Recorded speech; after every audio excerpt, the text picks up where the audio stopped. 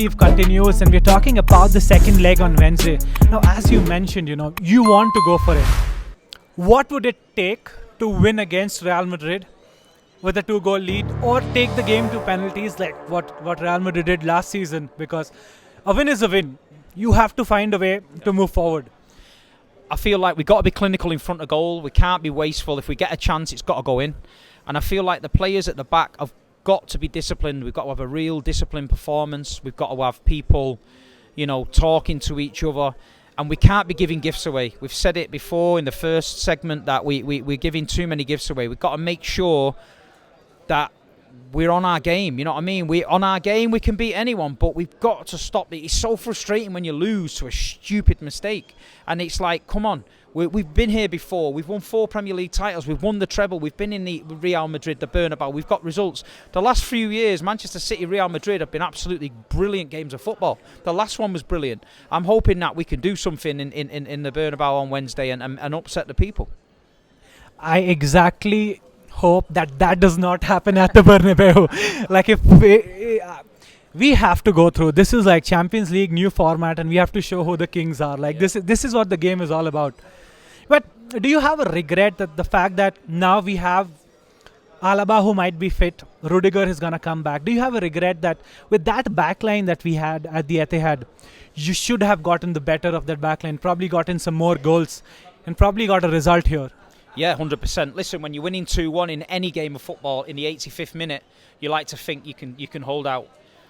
Maybe if they get a late one and score a draw, okay, it happens. But to get beat 3-2, it's unthinkable. For a team of Manchester City's standards, the last 10 years, we've always been a team that was very, very good at managing the game. Obviously, the game at the Bernabeu the other year, when you hit us on, like, boom, a big bit late, that's European heritage and history, and things happen like that.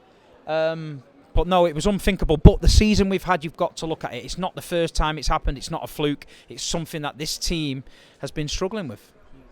And the struggle was unexpected. I don't think even Pep expected it. I don't think it was... Now, everybody, you can't stay at the top forever. No. Somewhere there will be a downfall, and that is football. That is like football that we know.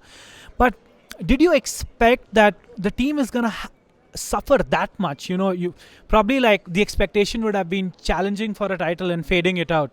But this has been a massive drop off, if I would say it correctly. Do you agree to that? Yeah, I agree. Nobody's seen it coming. You know what I mean? We've always trusted Pep and Cheeky and the staff to get it right. We've always been a club where Aguero went. We didn't panic. We waited 2 seasons. We won the league. We didn't buy a striker. We got Haaland, Yaya Toure, Vincent Kompany, David Silva, Raheem Sterling, Gael Clichy. All these players left, but we always replaced them. And then all of a sudden now we look very old. We look very tired. And people can say, one player.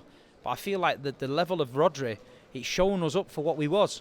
We go something like 78, 90 games with Rodri, never lose. We take Rodri out of the team, we lose like every time. So it's a big difference, and I think, to be honest, I think it woke a few people up. I think we made mistakes. January is going some way about fixing it, but it's not fixed yet. I feel like there's a big summer. There's talk about Wirtz, coming in from Bayer Leverkusen to replace Kevin De Bruyne. And like I say, Pep signed a new contract, so I feel like this is a transitional period for the club, and us as fans, we've just got to get behind the team. Get behind the team. I would like to highlight this, that something similar happened to Carlo Ancelotti last season. Last season, he was without Alaba, Militao. The goalkeeper, Thibaut Courtois, went on injured for like 7 months of the season. And he's still without a striker. He had a striker in Joselu. But he somehow got those results and got us a double. Yeah. And that is something that people don't mention about enough. Like, people criticize him right now for not having a style of play, or probably like focusing on individual brilliance to get over games. But he has done things that a lot of managers in world football cannot do. You guys are injured with one Rodri, who's a Ballon d'Or winner, I give it to you, main player, but our spine was injured, 2 centre-backs, goalkeepers, and then he went on to get a double. And that was like surprising. And the teams he beat, City, Bayern, Dortmund in the final, that shows greatness in a different way. Yeah, of course, and like you say, it's Real Madrid. What they've done in European football is unbelievable. But the fans expect it; they demand it. So people don't. If he goes and wins a double, nobody's like shouting from the rooftops. It's like, this is what we expect of you. You need to deliver.